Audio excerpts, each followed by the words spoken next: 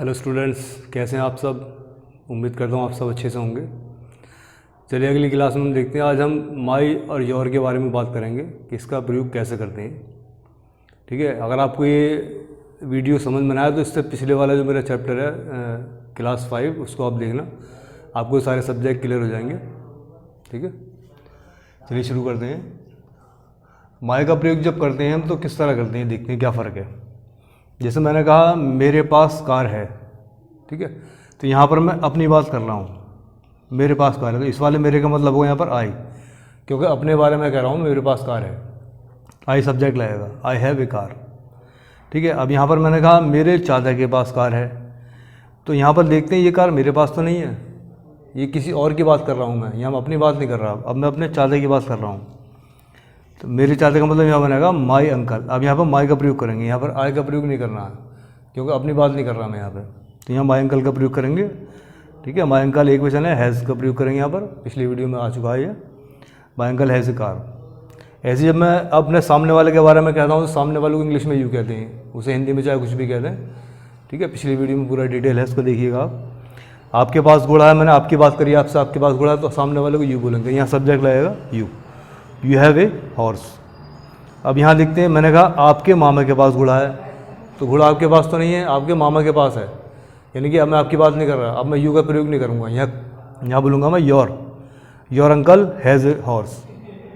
ठीक है, देखते हैं यहाँ पर, देखो दोनों शब्द देखने में एक से हैं बिल्कुल, लेकिन ये इसका सेंस अगर देखें पूरी बात का तो यहाँ फ़र्क पता लग रहा है। यहाँ मैं अपनी बात कर रहा हूँ, यहाँ पर किसी और की, यहाँ मैं आपकी बात कर रहा हूँ, पूरे सेंटेंस पढ़ के देखते हैं, और यहाँ पर कर रहा हूँ किसी और की बात, तो यहाँ पर सब्जेक्ट जो है ये है, इसलिए यहाँ पर योर का प्रयोग करेंगे। देखते हैं आगे, हमारे पास टीवी है, अब मैं हम सब की बात कर रहा हूँ। ठीक है, यहाँ पर वी का प्रयोग करेंगे, वी हैव टीवी। अब यहाँ देखते हैं हमारे पिताजी के पास स्कूटी है, अब यहाँ पर मैं हम सब की बात नहीं कर रहा, हमारे किसी रिश्तेदार की बात कर रहा हूँ। ठीक है, तो यहाँ पर हमारे का मतलब बनेगा आवर फादर, ये सब्जेक्ट बनेगा। तो इन सब का यही चक्कर है। ठीक है, मेरा, मेरे, मेरी कुछ भी हो सकते हैं शब्द हिंदी में, इससे कोई फर्क नहीं पड़ता। ठीक है, तो जब भी हम अपने किसी रिश्तेदार की बात करेंगे, मेरा भाई, मेरी बहन, मेरे चाचा, मेरी कार, मेरा पेन, मेरी पेंसिल, मेरा घर, तो वहाँ पर हम माई का प्रयोग करते हैं शुरू में।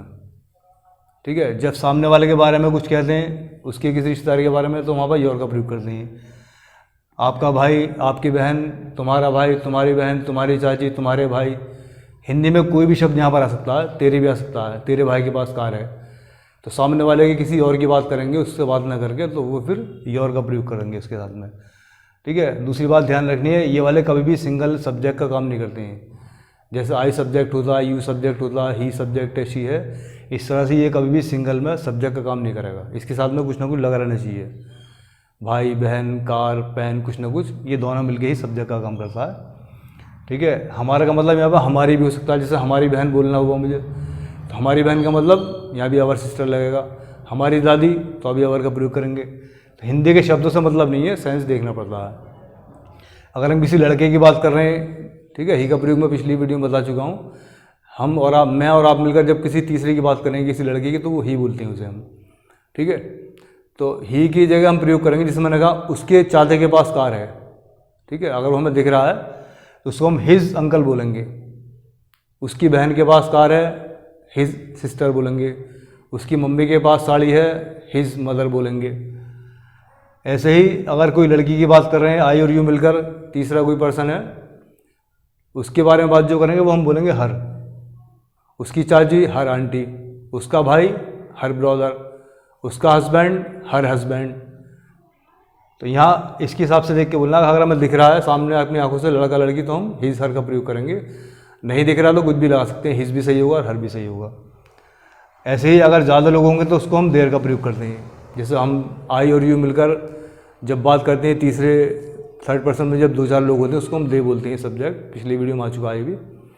तो उसके उनके अगर किसी रिश्तेदार की बात कर रहे हैं हम, तो उसको बोलेंगे हम देयर फादर, उनके पिताजी, देयर अंकल, उनके चाचा, देयर आंटी, उनके आंटी के पास।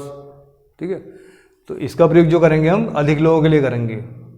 उनके भी हो सकता है, उनकी भी हो सकता है, उनका भी हो सकता है। जैसे उनका कुत्ता बहुत भौंकता है, तो देयर डॉग हो जाएगा।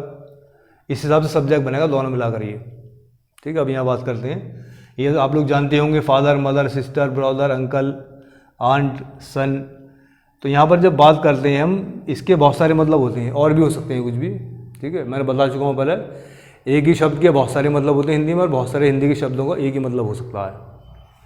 मैंने कहा मेरा एक लड़का है, तो लड़का का मतलब यहाँ पर बॉय की बात नहीं कर रहा, मैं अपने बेटे की बात कर रहा हूँ। मेरे 3 लड़के हैं, मतलब मैं अपनी संतान की बात कर रहा हूँ। तो यहाँ पर मैं सन का प्रयोग करूँगा, बॉय का प्रयोग नहीं करूँगा।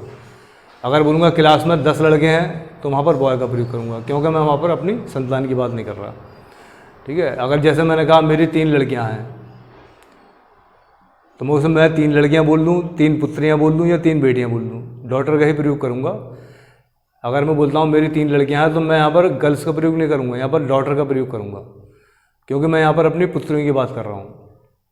तो इसका ध्यान रखना पड़ता है, शब्दों की इंग्लिश नहीं बनती है, सेंस देखना पड़ता है। अभी मैं एक्सरसाइज आपको लिख के दूंगा, आप बना के देखिएगा। नेफ्यू का मतलब भतीजा और भांजा हो सकता है, यानी हमारे जो भाई बहन उनके बच्चे जो होते हैं वो कहलाते हैं। नीस का मतलब भतीजी भांजी हो सकता है। कजिन का मतलब चचेरा भाई बहन जो होता है। चलिए ही और शी भी देख लेते हैं। जैसे है, अगर मैं और आप बात करें किसी तीसरे आदमी का, वो लड़का है, तो बोलूँगा मैं जैसे उसके पास शेर है, तो सब्जेक्ट क्या लगेगा, ही हैज़ ए लायन। मैंने कहा उसके भाई के पास हाथी है, तो ये हाथी उसके पास नहीं है, उसके भाई के पास है, इसलिए यहाँ पर हिज ब्रदर का प्रयोग करेंगे। हिज ब्रदर एक वचन आदमी, इसलिए यहाँ पर हैज़ लगेगा। His brother has an elephant. ऐसी किसी लड़की की बात करें अगर, डायरेक्ट उसी की, उसके पास साड़ी है, तो बनेगा शी हैज़ ए साड़ी। मैंने कहा उसकी माँ के पास साड़ियाँ हैं, तो वो मैं उसकी बात नहीं कर रहा, किसी उसकी रिश्तेदारी की बात कर रहा हूँ, तो वहाँ पर लगेगा हर मदर हैज़ साड़ीज़। तो चलिए कापी पेन उठा लीजिए, एक्सरसाइज करते हैं भी, ठीक है। इसको लिखिए और उसके बना के देखिए। आंसर शीट आपको लास्ट में मिल जाएगी वीडियो के। जैसे पहले पॉजिटिव सेंटेंस बनाने, मेरी बहन के पास फ्रॉक है। अब यहाँ मैं अपनी बात नहीं कर रहा, अपनी बहन की बात कर रहा हूँ, इसलिए सब्जेक्ट यहाँ लगेगा माई सिस्टर। अब माई सिस्टर जो है एक वचन है, इसलिए यहाँ पर हैज़ का प्रयोग करेंगे। My sister has a frock, ठीक है। मेरे चाचा के पास घर है, ये सब्जेक्ट है। मेरी नानी के पास बस है, ये सब्जेक्ट है। आपके पिताजी के पास कार है, ये सब्जेक्ट हुआ यहाँ पर। तुम्हारी चाची के पास साड़ी है, उसकी बेटी के पास 100 रुपये हैं, उसके पुत्र के पास ट्रक है, उनकी बहन के पास 10 आम हैं, हमारी माँ के पास चूड़ियाँ हैं। तो यहाँ पर माँ जो है एक वचन है, ठीक है, सब्जेक्ट समझना और उसके हिसाब से हैज़ का प्रयोग करना। इसके पिछली वीडियो में दे चुका हूँ मैं, हैज़ का प्रयोग कैसे करना है, वो नेम याद कर लीजिए, आप बना के देखिए। तो चलिए बात करते हैं नेगेटिव सेंटेंस की। जैसे मेरे भाई के पास 10 आम नहीं है, तो सब्जेक्ट यहाँ पर है मेरा भाई, यानी कि माई ब्रदर सब्जेक्ट लगेगा। एक वचन है इसलिए यहाँ पर हैज़ लगेगा। ये इसकी सहायक क्रिया इस वाले सेंटेंस की, ये पूरा मिला के ये सब्जेक्ट है। ये दूसरे नंबर पर सहायक क्रिया आ गई, उसके बाद फिर आता है नॉट, बाकी बचा हुआ आगे, ठीक है। तो यहाँ पर हैज़ हैव का प्रयोग जो इस सब्जेक्ट के अकॉर्डिंग लगाना है हमें, ना कि इस 10 से मतलब है। मतलब हमें इस सब्जेक्ट से कि शुरू में सब्जेक्ट क्या है उसके हिसाब से हैज़ हैव का प्रयोग करना है। अब यहाँ लिखा है तुम्हारे भाई के पास शेर नहीं है, ये सब्जेक्ट है। मेरे चाचा के पास केला नहीं है, ये सब्जेक्ट ही है। उसकी बहन के पास एक लट्टू नहीं है, उसकी लड़की के पास एक केतली नहीं है। लड़की का मतलब यहाँ पर है उसकी औलाद की बात करें, संतान की, तो यहाँ पर गर्ल का प्रयोग नहीं करना है, डॉटर का प्रयोग करना है।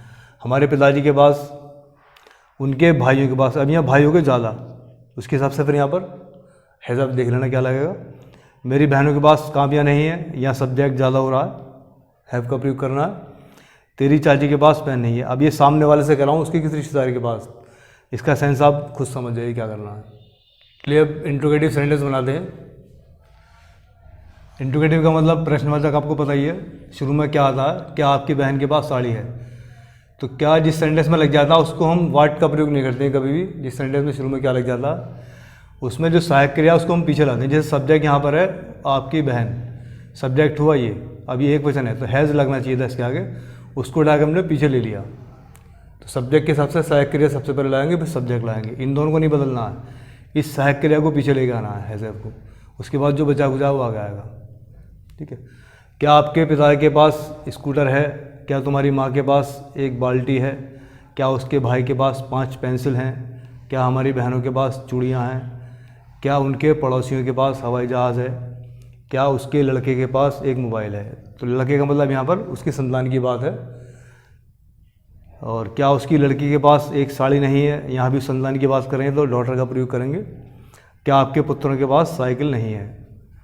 तो हमें जो बनाना है केवल आपके पुत्र जो बनेगा, योर सन्स होगा सब्जेक्ट, तो बहुवचन नहीं, इसके आगे लगना चाहिए हैव आ जाएगा पीछे। बाकी जो नॉट वगैरह लगने लगा वो जहाँ में ही लग जाएगा, केवल हैज़अप को पीछे लाना है आपको। और ये सेंटेंस इस तरह बनाने।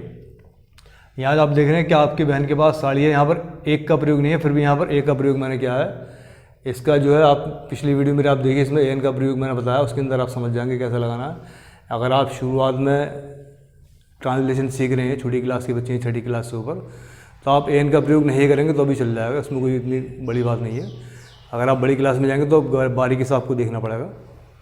ओके, तो आज की वीडियो में इतना ही। उम्मीद है आपको काफ़ी कुछ सीखने को मिला होगा कुछ बच्चों को, और कमेंट बॉक्स में कमेंट करके बताइएगा।